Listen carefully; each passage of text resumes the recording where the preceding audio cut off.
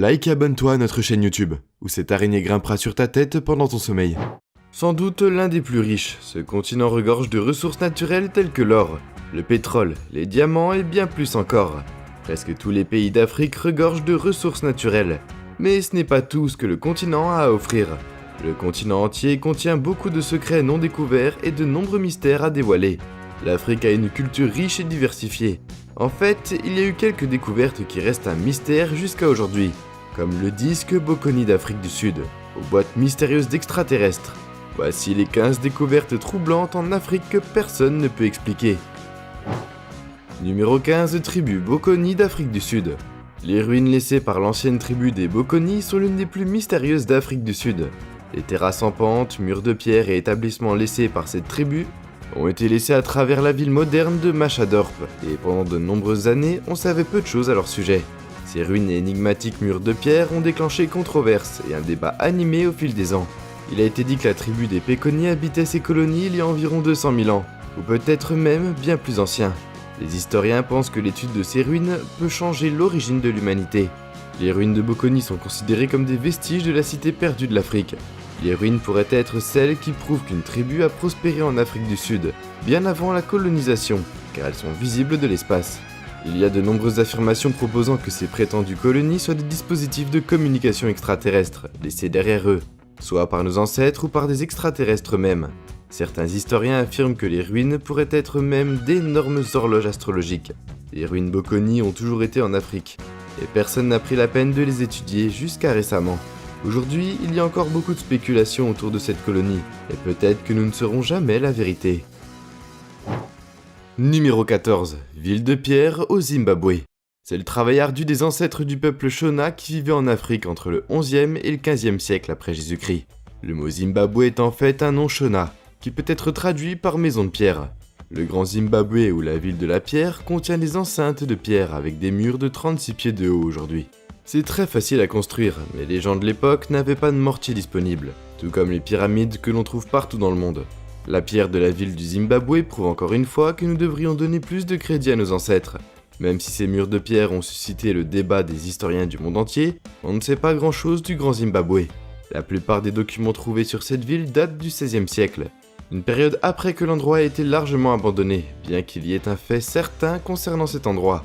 Lorsque les explorateurs européens sont arrivés sur le site au début du 19e et 20e siècle, ils ont pris quelques artefacts des ruines du Grand Zimbabwe et ont affirmé que la cité perdue n'avait pas été construite par des Africains, mais par des Phéniciens ou d'autres groupes d'Asie ou d'Europe. En réalité, le peuple du Zimbabwe était au courant de l'existence de ces ruines, depuis le tout début, et leurs prédécesseurs étaient ceux qui construisaient cette ville de pierre. Aujourd'hui, cet endroit est considéré comme un site du patrimoine mondial de l'UNESCO, et est considéré comme un des symboles nationaux du pays moderne du Zimbabwe. En fait, le pays a embrassé cette colonie découverte, à tel point que la nation a été celle qui a adopté le nom Zimbabwe en 1980. Et ils ont même inclus l'artefact d'oiseau trouvé sur le site archéologique, dans leur drapeau malgré ce fait. Une grande partie du site est toujours pas fouillée, les archéologues ont de nombreuses théories concernant la ville de pierre. Certains disent que les gens d'avant ont construit le site au sommet d'une colline, afin de pouvoir effectuer des rituels de pluie. Quoi qu'il en soit, le Grand Zimbabwe montre à quel point les anciennes tribus d'Afrique étaient étonnantes. Numéro 13, Lady John. C'est incroyable comme un seul morceau de fossile peut facilement ébranler les fondations des origines de l'humanité, que les historiens et archéologues se sont soigneusement organisés. En 2013, des archéologues ont découvert les plus anciens fossiles humains en Éthiopie. Il s'agit d'un morceau de mâchoire humain appelé la mâchoire Leti, qui pourrait avoir appartenu à la tige homogène, le premier de nos ancêtres. De nombreux restes d'hominidés ont été découverts dans le monde entier, et les scientifiques ont soigneusement analysé chacun d'eux pour créer une carte de l'évolution de nos ancêtres.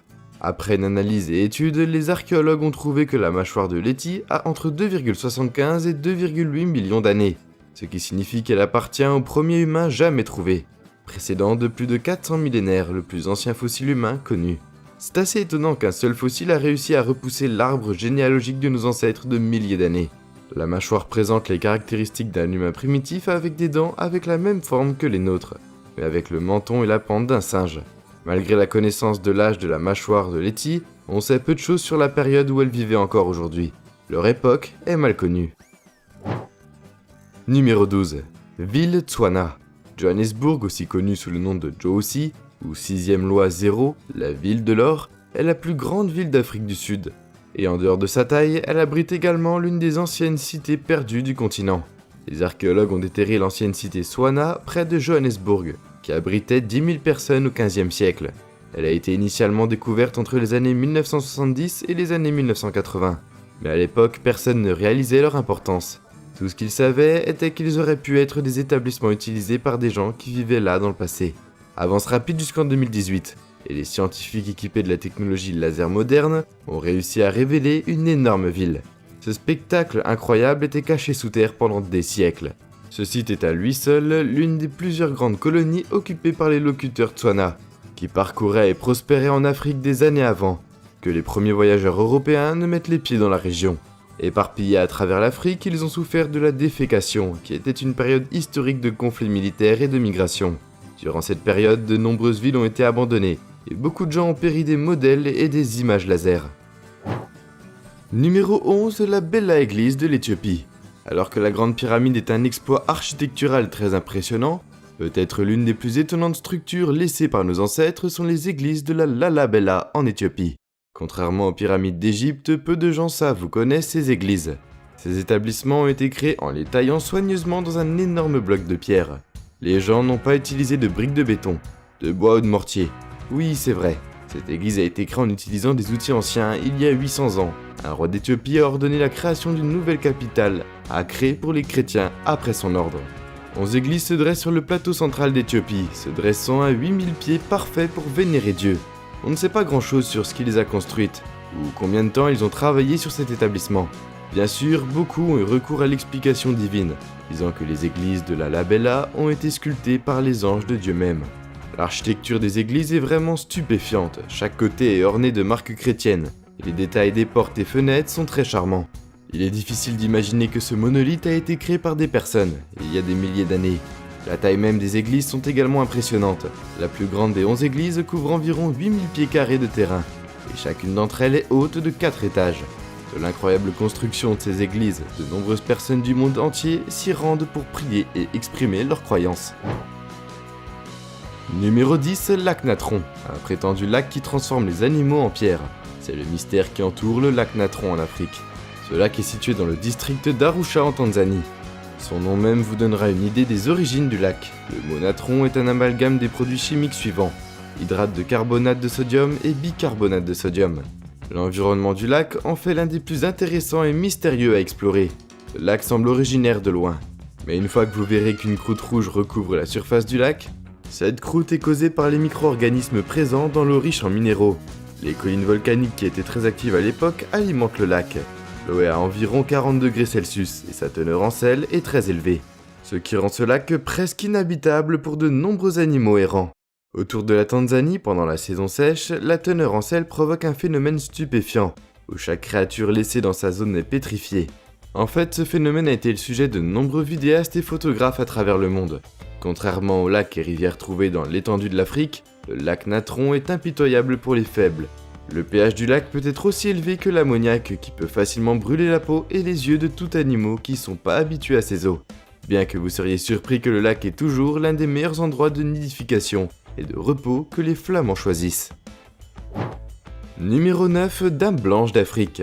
La Dame Blanche de l'Afrique est un nom donné à une peinture rupestre située sur un petit rocher caché dans le Brandberg, sur la terre de Mara en Namibie. Une peinture a longtemps été considérée comme un dilemme archéologique, et plusieurs différentes théories sur les origines et la signification de la peinture ont été proposées par plusieurs archéologues. La peinture représente plusieurs figures humaines ainsi que des oryx. La peinture a reçu son nom car la Dame Blanche est la figure humaine la plus détaillée du groupe. Elle a été découverte en 1918 par un explorateur allemand, et sa première théorie initiale est qu'elle représente un guerrier en train de chasser. Une autre théorie proposée pour expliquer la peinture est qu'elle montre une sorte de danse rituelle. La Dame Blanche se tient comme le chaman, étant donné qu'elle avait des jambes et des bras blancs, ce qui suggère qu'elle pourrait être couverte de peinture. Numéro 8. Cercle de pierre de Sénégambia. Cela peut vous sembler être des pierres ordinaires, mais les cercles de pierre du Sénégambie sont le plus grand groupe de pierres mégalithiques enregistrés dans le monde entier. Ces étonnants cercles de pierre sont éparpillés tout autour de la région. Certains d'entre eux se trouvent en Gambie et d'autres au Sénégal. Dans l'ensemble, il y a 1053 cercles de pierre, comprenant 28 931 monolithes. Le Stonehenge est impressionnant, mais imaginez combien il a été difficile et combien de personnes il a fallu pour placer ces pierres de 10 tonnes allant de 1 à 2,50 m de hauteur. Elles reflètent une société prospère et hautement organisée qui a vécu entre le 3e siècle avant Jésus-Christ et le 16e siècle après Jésus-Christ. La plupart de ces pierres ont été érigées près des sites funéraires. Donc ces cercles de pierre peuvent avoir fait partie d'un ancien rituel pour les morts. Numéro 7. Pierre bleue ou pierre du ciel. Le bleu est l'une des couleurs les plus rares dans la nature. Pensez-y, à part la vaste étendue du ciel, le bleu se rencontre rarement dans l'environnement.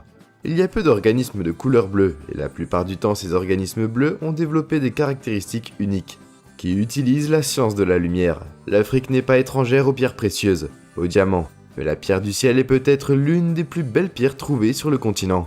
La pierre du ciel est d'un bleu électrique vibrant, et c'est sa caractéristique la plus notable. Elle a été découverte en 1990 par des archéologues en Sierra Leone, en Afrique de l'Ouest. Les légendes croyaient que les pierres étaient en fait des êtres qui vivaient autrefois dans le ciel. Mais à cause de péchés répétés, ils ont été transformés en pierre par Dieu, et jetés sur terre pour rester enterrés dans le sol. Un contraste frappant avec le privilège qu'ils avaient autrefois dans les cieux. Après une analyse minutieuse, les scientifiques ont découvert que la pierre est composée de 70% d'oxygène, 20% de carbone et contient des traces de chaux et de silicium. La composition de la pierre était suffisante pour leur dire que les légendes locales étaient peut-être vraies, mais qu'au lieu d'être des êtres, ces pierres pourraient être des roches spatiales. La datation au carbone a montré que ces pierres sont arrivées sur Terre entre 2500 et 17 000 ans.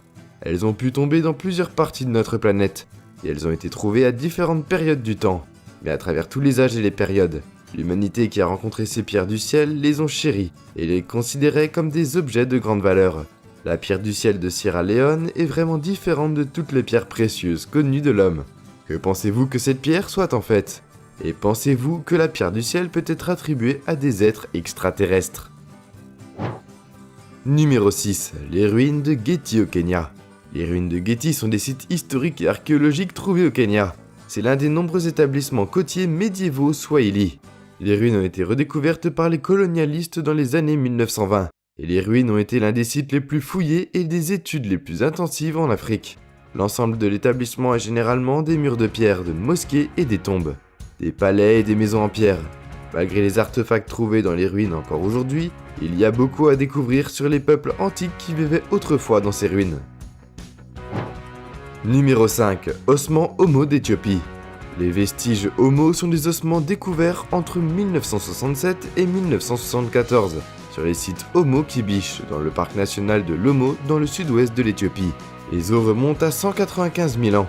C'est l'un des premiers exemples de notre espèce. Le squelette Homo 1 est le squelette partiel enregistré dans les années 1960. Il comprend un crâne, plusieurs morceaux d'os, des membres supérieurs et des épaules, ainsi que quelques fragments d'os des mains et des jambes. Quelques artefacts ont également été trouvés avec l'Homo 1, y compris une variété de fossiles qui appartiennent à des oiseaux. On ne sait pas grand chose d'eux et nous ne pouvons qu'être fiers des artefacts découverts. Et maintenant, c'est l'heure du sujet du jour. Ceci, c'est une chose très troublante récemment découverte en Afrique, que personne ne peut expliquer maintenant. Vous devez vous demander ce que c'est cette chose.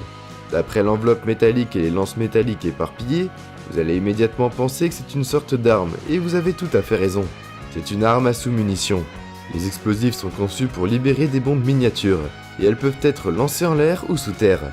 Ces armes destructrices peuvent facilement anéantir des douzaines d'équipements, et causer des décès à proximité de leur zone d'effet. Les armes à sous-munitions peuvent également contenir des armes biochimiques, ou même des mines terrestres.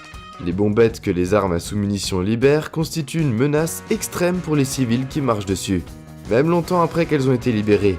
C'est pourquoi si jamais vous en repérez une, vous devez toujours supposer que les explosifs sont toujours présents. La terminaison de dégoût actif sur la photo en particulier est apparue à cet endroit pendant la nuit, et personne n'a entendu la munition tomber. Pourrait-elle être une munition à fragmentation datant des 2 guerres mondiales, ou ce missile provient-il d'une autre source? Qu'en pensez-vous?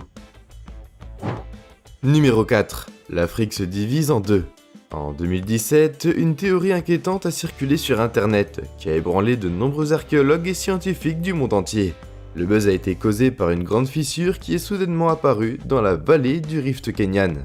D'après cette photo, il est facile d'imaginer que le sol va soudainement se fendre en deux. La fissure continue de grandir jour après jour. Elle a même provoqué l'effondrement d'une partie de l'autoroute Nairobi-Irak. Les fissures sur le sol sont assez courantes. Nous savons tous que la Terre est en constante évolution. Et il y a même eu un moment où nos ancêtres vivaient, où des ponts terrestres existaient, après de nombreuses années. La Terre est devenue ce que nous connaissons aujourd'hui, mais la Terre sous nos pieds continue de bouger lentement mais sûrement. Dans des millions d'années, si la Terre existe toujours, c'est-à-dire que les continents ne seront pas les mêmes qu'aujourd'hui. La fissure massive est attribuée au rifting, qui est la division de la Terre, qui prend des millions d'années pour se terminer. Quelques fissures sur la Terre apparaîtront, mais au fil des années, la croûte terrestre commence à s'enfoncer, et l'eau va commencer à envahir la zone où la Terre existait auparavant. Numéro 3. Le vaudou ouest-africain. Nous avons tous vu le vaudou être représenté dans les médias, et dans certains films occultes. Mais saviez-vous qu'il s'agit en fait d'une pratique en Afrique de l'Ouest? Car d'après ce que les grands médias nous disent, le vaudou reste la religion la plus secrète et la plus incomprise du monde.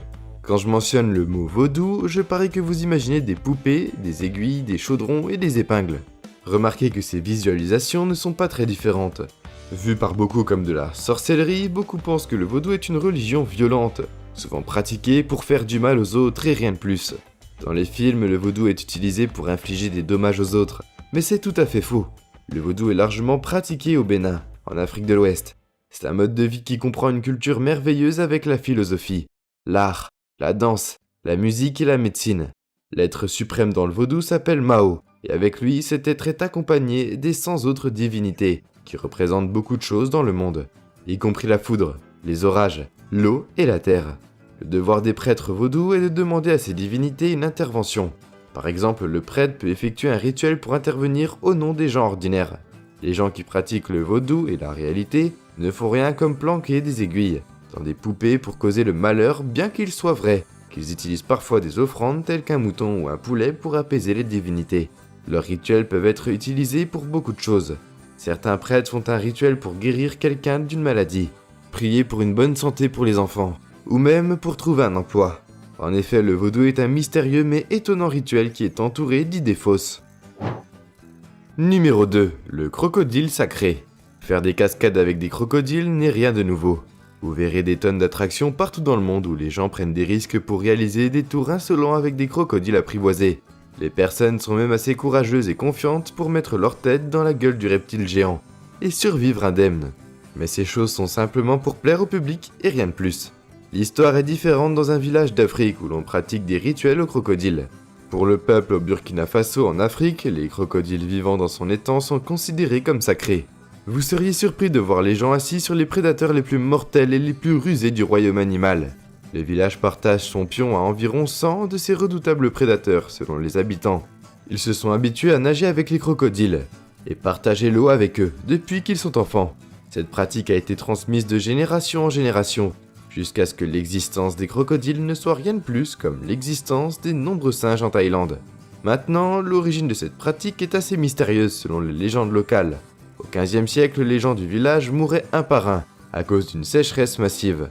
Sans eau, ils étaient sûrs de périr, cependant, les crocodiles ont conduit les femmes vers un étang caché, où les gens du village ont été en mesure d'étancher leur soif. C'est la raison pour laquelle ils ont choisi de prospérer et de vivre avec les crocodiles sacrés, pour les années à venir. Les gens du village croient que les crocodiles sont leurs ancêtres passés, et que quoi qu'il arrive, les reptiles ne leur feront pas de mal chaque année. Ils font la fête et font des offrandes aux reptiles pour les remercier. Numéro 1. Boîte à aliens mystérieuse. Récemment, 24 boîtes pour extraterrestres ont été découvertes près des pyramides de Gizeh en Égypte. Les boîtes pèsent plus de 100 tonnes et se sont faites de granit massif d'Assouan. L'habileté mise dans la création de ces boîtes est extrêmement impressionnante. Elle était si remarquable que certains experts ont même suggéré que les boîtes ne pouvaient pas avoir été faites par une ancienne civilisation comme les Égyptiens. Au lieu de cela, les boîtes pourraient avoir été laissées par d'anciennes espèces extraterrestres, qui ont visité la Terre il y a des milliers d'années. Les boîtes contiennent des hiéroglyphes, mais contrairement à la taille de la pierre, les inscriptions étaient si peu soignées qu'elles ne ressemblaient à rien d'autre que des graffitis ajoutés par des gens. Aujourd'hui, la boîte reste toujours un mystère et personne ne connaît son origine, son but ou qui l'a créée. Et nous voilà déjà à la fin de la vidéo. En s'abonnant à SlashCoon, tu deviens automatiquement un ninja. J'espère que la vidéo t'a plu et on se dit à la prochaine pour une toute nouvelle vidéo.